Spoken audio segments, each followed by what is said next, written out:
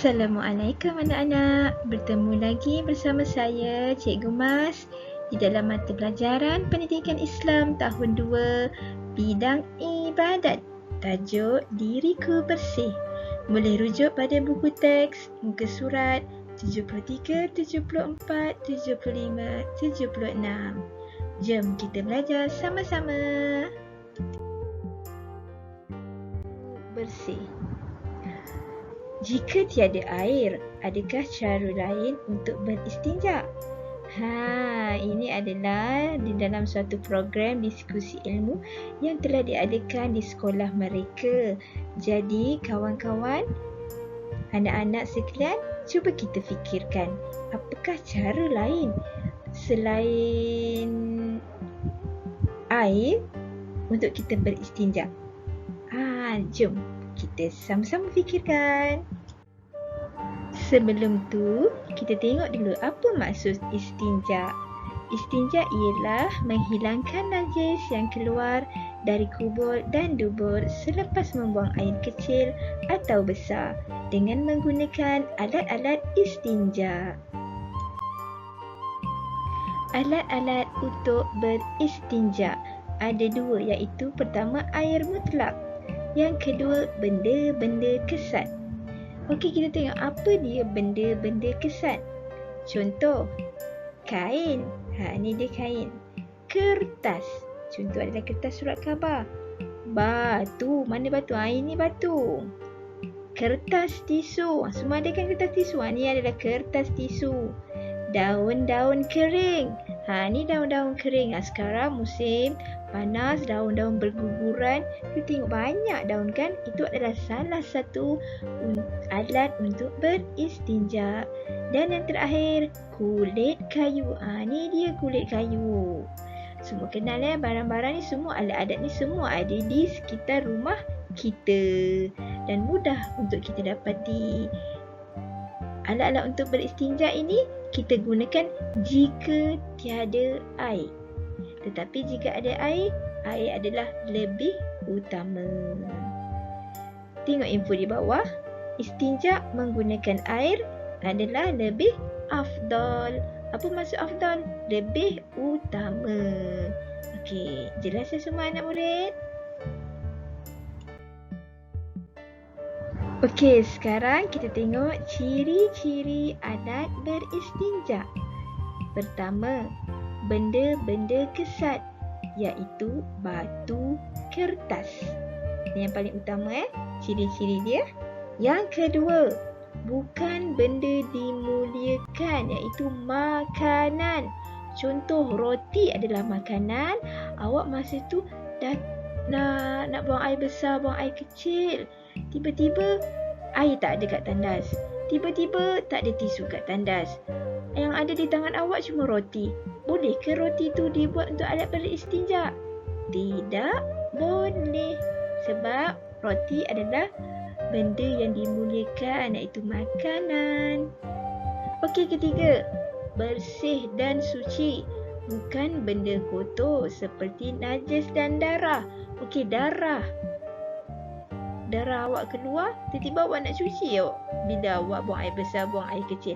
Tak boleh sebab darah tidak bersih. Darah tidak suci. Okey.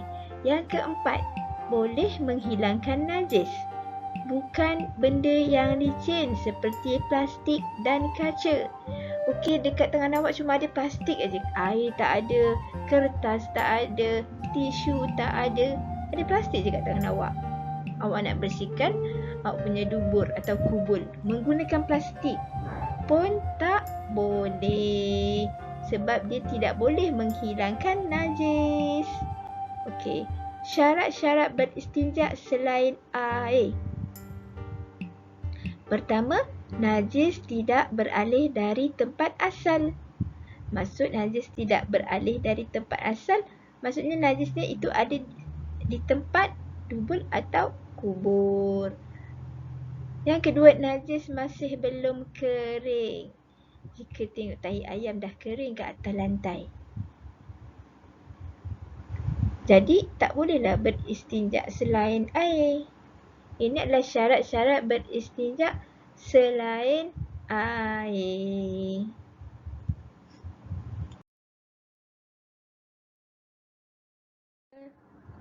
Cara-cara beristinja selain air. Yang pertama, sapu kubul dan dubur dengan benda kesat. Contoh anak patung ni. Kita ambil batu, kita sapu di kubul dia. Yang kedua, sapu dengan 3 kali sapuan. Maksud 3 kali sapuan, 3 batu yang berbeza. Ini contoh batu dia 3 kali 1 batu, 2 batu dan lagi satu 3 batu, 3 kali sapuan. Dan yang ketiga, setiap sapuan menggunakan benda kesat yang baharu. Seperti yang saya terangkan tadi, mesti 3 kali adalah 3 batu yang berbeza dengan menggunakan benda kesat yang baharu. Kalau kertas yang berbeza, kalau tisu yang berbeza. Mesti ada 3 kali sapuan. Seterusnya kita tengok bawah, kepentingan beristinja selain air. Yang pertama, mudah didapati.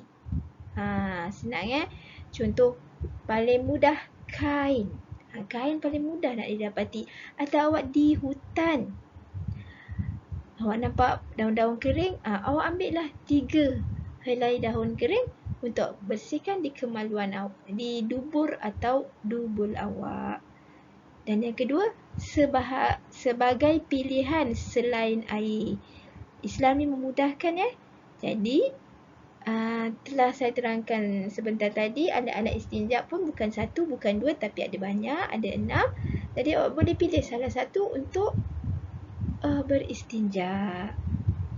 Info, boleh menggunakan seketul batu yang mempunyai 3 permukaan yang berbeza. Tadi cikgu cakap 3, mesti 3 ketul batu kan? Dan jika nak guna seketul batu pun boleh, tapi guna permukaan yang berbeza. Yang pertama atas, yang kedua bawah, yang ketiga bahagian tepi. Pastikan 3 kali sapuan.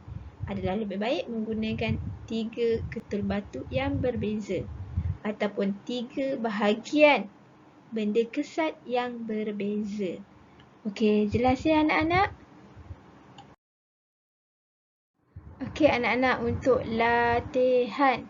Ada 2 latihan. Pertama, pada buku aktiviti pendidikan Islam tahun 2, muka surat 73, 74, 75, 76 dan 78. Ini buku dia ya semua. Kenalkan, buku ni semua ada di rumah dan hari tu saya kata tak payah pulangkan sebab ni lah saya nak beri kerja di buku aktiviti. Dan yang kedua di Google Forms. Seperti biasa saya akan beri soalan di Google Forms juga sebagai pengukuhan. Okey anak-anak, jelas semua. Sekian sahaja pelajaran kita pada hari ini. Kita berjumpa pada minggu hadapan. Bye-bye.